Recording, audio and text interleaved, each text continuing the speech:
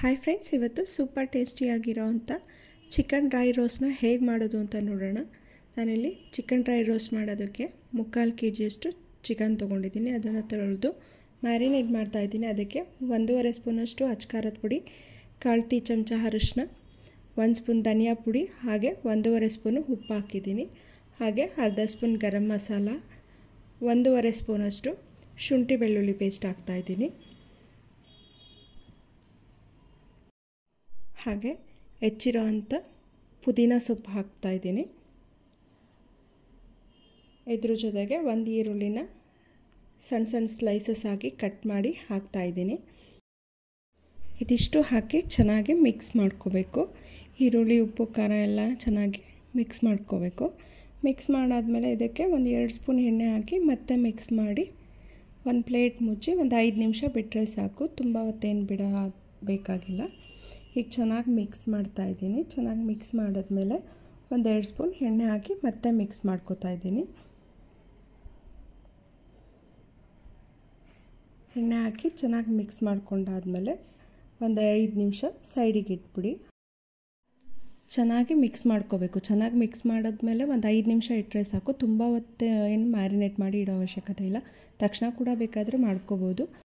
5-10 ನಿಮಿಷ ಇಟ್ಟರೆ ಚಿಕನ್ ಇನ್ನೂ ಚೆನ್ನಾಗಿ ಉಪ್ಪು ಖಾರ ಹಿಡಿದು ಚೆನ್ನಾಗಾಗುತ್ತೆ ಅಂತ ಅಷ್ಟೇ. ಈಗ ಪ್ಲೇಟ್ ಮುಚ್ಚಿ ಒಂದು 5 ನಿಮಿಷ ಸೈಡಿಗೆ ಇಟ್ಟಿದ್ದೀನಿ. ಇವಾಗ ಒಂದು ಬಾಣಲೆಗೆ 2-3 ಸ್ಪೂನ್ ಎಣ್ಣೆ ಹಾಕಿ 1 ಸ್ಪೂನ್ ತುಪ್ಪ ಹಾಕ್ತಾಯಿದ್ದೀನಿ.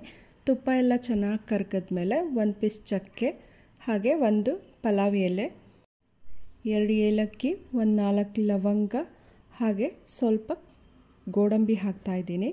ಇದಿಷ್ಟು ಹಾಕಿ ಚೆನ್ನಾಗಿ ಫ್ರೈ ಮಾಡ್ಕೋಬೇಕು. ಇದಿಷ್ಟು ಚೆನ್ನಾಗಿ ಫ್ರೈ ಆದಮೇಲೆ ಮ್ಯಾರಿನೇಟ್ ಮಾಡಿರೋ ಅಂಥ ಚಿಕನ್ ಹಾಕಬೇಕು. ಇವಾಗ ಗೋಡಂಬಿ ಹಾಕಿ ಫ್ರೈ ಮಾಡ್ಕೋತಾ ಇದ್ದೀನಿ. ಗೋಡಂಬಿ ಸ್ವಲ್ಪ ಗೋಲ್ಡನ್ ಬ್ರೌನ್ ಆಗೋವರೆಗೂ ಫ್ರೈ ಮಾಡ್ಕೊಳ್ಳಿ. ಗೋಡಂಬಿ ಸ್ವಲ್ಪ ಫ್ರೈ ಆಗ್ತಿದ್ದಾಗೇ ತೊಳೆದಿಟ್ಕೊಂಡಿರೋ ಅಂಥ ಕರ್ಬೇವಿನ ಸೊಪ್ಪು ಹಾಕ್ತಾಯಿದ್ದೀನಿ. ಕರ್ಬೇವಿನ ಸೊಪ್ಪು ಹಾಕಿ ಚೆನ್ನಾಗಿ ಫ್ರೈ ಮಾಡ್ಕೊಳ್ಳಿ. ಕರ್ಬೇವಿನ ಸೊಪ್ಪೆಲ್ಲ ಗರಿ ಆಗಿ ಇರಬೇಕು, ಆ ರೀತಿ ಚೆನ್ನಾಗಿ ಫ್ರೈ ಮಾಡ್ಕೊಳ್ಳಿ. ಅದಾದಮೇಲೆ ಮ್ಯಾರಿನೇಟ್ ಮಾಡಿರೋ ಅಂಥ ಚಿಕನ್ ಹಾಕ್ತಾಯಿದ್ದೀನಿ. ಚಿಕನ್ ಹಾಕಿ ಚೆನ್ನಾಗಿ ಮಿಕ್ಸ್ ಮಾಡ್ತಾ ಫ್ರೈ ಮಾಡ್ಕೋಬೇಕು. ಇದಕ್ಕೆ ಯಾವುದೇ ರೀತಿ ನೀರೆಲ್ಲ ಹಾಕಿಲ್ಲ, ಹಾಗೇ ಫ್ರೈ ಮಾಡ್ಕೋಬೇಕು.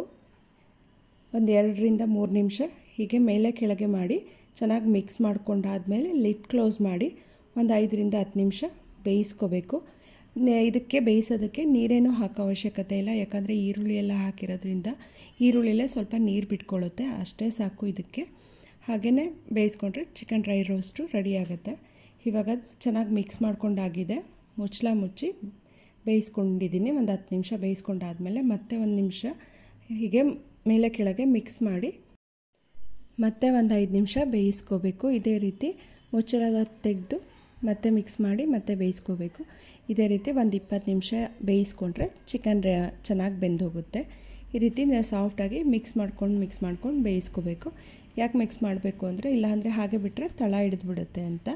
ಇವಾಗ ನೋಡಿರಿ, ಚೆನ್ನಾಗಿ ನೀರೆಲ್ಲ ಬಿಟ್ಕೊಂಡು ಬೇಯ್ತಾ ಇದೆ. ಯಾವುದೇ ರೀತಿ ನೀರು ಹಾಕಿಲ್ಲ, 1 ಸ್ಪೂನ್ ಕೂಡ ನೀರು ಆ್ಯಡ್ ಮಾಡಿಲ್ಲ. ಈರುಳ್ಳಿ ಎಲ್ಲ ಹಾಗೆ ಹಾಕಿರೋದ್ರಿಂದ ಈರುಳ್ಳಿಲೆಲ್ಲ ಇರೋ ನೀರು ಬಿಟ್ಕೊಂಡು ಚಿಕನ್ ಈಗ ಬೇಯ್ತಾ ಇದೆ. ಒಂಚೂರು ನೀರು ಆ್ಯಡ್ ಮಾಡೋ ಹಾಗಿಲ್ಲ ಇದಕ್ಕೆ. ಈಗ ಇದಕ್ಕೆ 1 ಸ್ಪೂನಷ್ಟು ಕಸೂರಿ ಮೇಥಿ ಹಾಕ್ತಾಯಿದ್ದೀನಿ. ಕಸೂರಿ ಮೇಥಿ ಹಾಕಿ ಚೆನ್ನಾಗಿ ಮಿಕ್ಸ್ ಮಾಡಿ ಮತ್ತೆ 1 ನಿಮಿಷ ಬೇಯಿಸ್ಕೋಬೇಕು.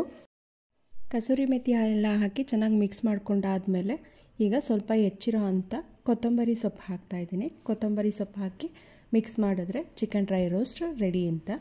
ಇವಾಗ ಕೊತ್ತಂಬರಿ ಸೊಪ್ಪು ಹಾಕಿ ಮಿಕ್ಸ್ ಮಾಡ್ಕೋತಾ ಇದ್ದೀನಿ.